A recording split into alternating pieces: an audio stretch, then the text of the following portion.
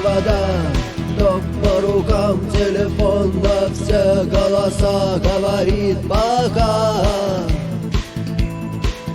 Пора. И пальто на гвозде, шарф в рукаве и перчатки в карманах шепчут: подожди до утра, до утра. Но странный стук зовет дорогу. Может, сердце, может, стук в дверь.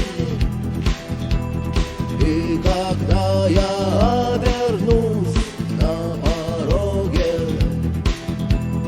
я скажу одно лишь слово: дверь.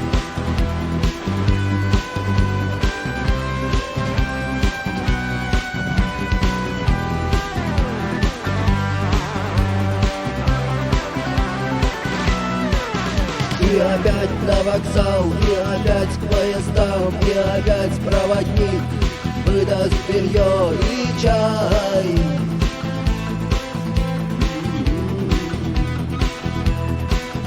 И опять не усну, и опять сквозь грохот колес мне послышится слово: